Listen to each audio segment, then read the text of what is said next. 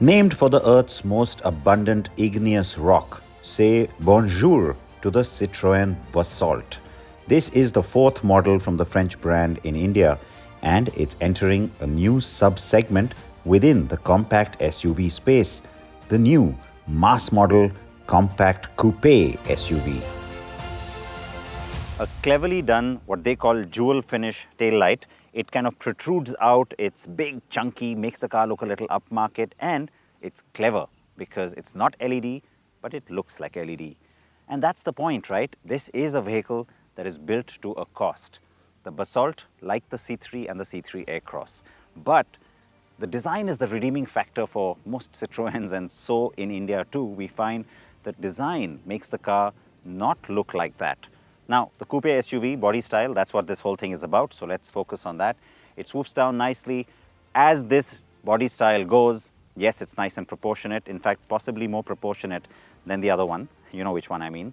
And, it's not something I'm a big fan of to begin with. In my head, this is almost like how sedans are going to be now. Think about it like a boosted up sedan in some senses. Now, to enhance that feeling of the nice lengthened coupe roofline, you have this little black element that juts into the C-pillar. It's interesting, and there's a little stripe on it. They call it a color clip, and this one's finished in like a bronze gold kind of a finish. And initially it bothered me because, why is that bronze gold and why is the wheel finished in like a chrome? And then you've got a similar sort of a stripe here that's also finished in chrome. But then I found out that it depends on the variant and the body color. That color clip could also be yellow, or it could also be red. And so it's just a little design quirk. It's something which becomes a signature of this car, something the C3 Aircross doesn't have. So you also see it up here in the bumper. It's vertical here, it's horizontal back there. Now, the reason I brought up the C3 Aircross is because, of course, this car is based on that. We always knew that. You see that in the hood, you see that in the grille, you see that in that logo, but it's these elements that are slightly differently finished. There's a little bit of exaggerated added on chrome to sort of make it more upmarket looking. But the biggest difference, the headlamp cluster. You actually get LED lights in this one. And Citroën says it took some of that market feedback, saying things that made that car look a little cheap, well, they've tried to enhance that with this one in terms of finish, in terms of some of the fit, and then, of course, elements like LEDs. Now, globally, Citroën has moved to that new logo. It's upright, it's like the historic one in an oval. This is, I think, more to do with the fact that it needs to match its family members here in India. The color is called Garnet Red. That is a brand new color. It is also the positioning color for this car. The two-tone black roof is only on some variants.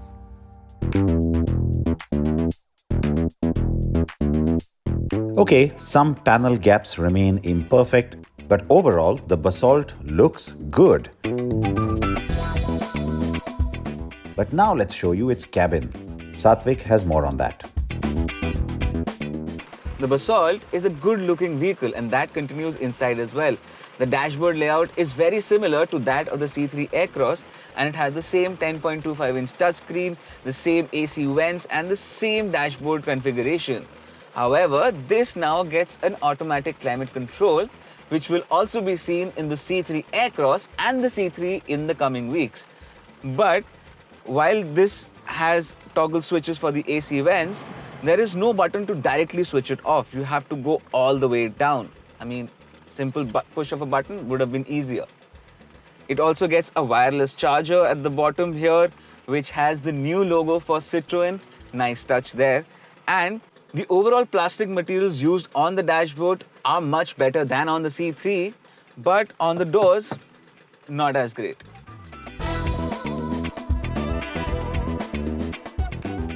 It's good to see Citroën working on improving the plastic quality and finish, but it still has ways to go before that can be termed wow.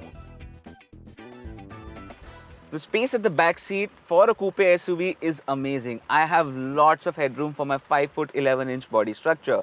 The seats are very comfortable, so are at the front, and the material of the fabric used is much better than before. Now it has airplane-style headrests at the back seat, and that just increases the comfort quotient for those rear passengers.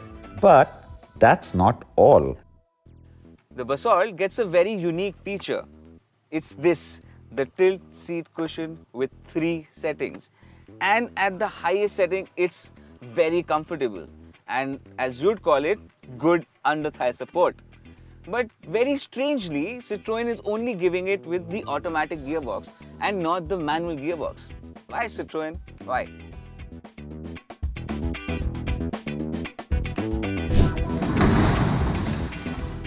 Safety has been a concern with Citroën models recently, and to address that, the entire portfolio will be getting features like 6 airbags, ISOFIX and 3-point seat belts with reminders for all seats as standard, starting with the Basalt. Great. But still no sign of ADAS. Now, Citroën claims the structure is better than before since it's used ultra-high strength steel at important places in the chassis. We'll only know for sure how good that is once either Global NCAP or Bharat NCAP tests this car.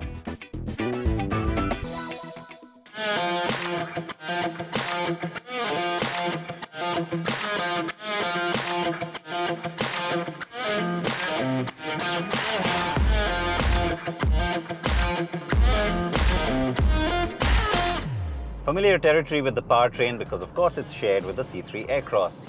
Familiar also because of its performance, the way it sounds, the way it responds, all too familiar. And honestly, there's nothing wrong with that because that's the one thing I remember liking about that car more than other things. It does feel surprisingly better than what you'd expect it to feel. In city traffic, with this gearbox though, the picture changes a little bit. Now the gearbox itself, I can say, is also familiar because finally you do have the automatic setup on the SUV. But here on the Coupe, from word go, you're getting the automatic, thank God. Now, that gearbox itself is a little bit sluggish. And so you get a feeling of lag. You start to feel like the engine's hesitating a little bit. So that control that you had over the response on the manual, that's just not there with this one. And then again, like I said, that's not specific to this car, it's specific to the gearbox. The Basalt also gets the naturally aspirated petrol engine as an option right from the start. Something that was missing with the C3 Aircross and is a carry-over from the C3 hatch. This points to aggressive plans with entry model pricing. The same will happen on the C3 Aircross within a few weeks. The turbo Basalt gets the automatic though, and its manual version is a 6-speed. Satvik drove that turbo manual, and while control over the response is very much still there, the gear shifts do feel a tad rubbery and there's a long travel in the clutch pedal. So just as your mind starts to tell you about how there are things in this car that feel less than, the ride and handling starts to play that redeeming role like how the design was playing as well. So that's, I think, the one thing, again, that worked for the C3 Aircross. It does work for the Basalt.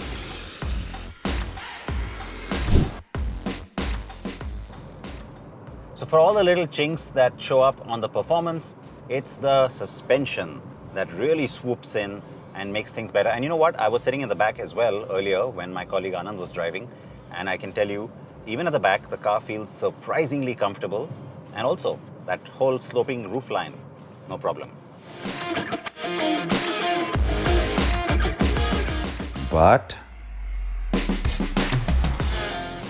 a lot of these Basalt reviews are going to have the line, just like the C3 Aircross. So, just like the C3 Aircross, freakishly small steering wheel. You get used to it though.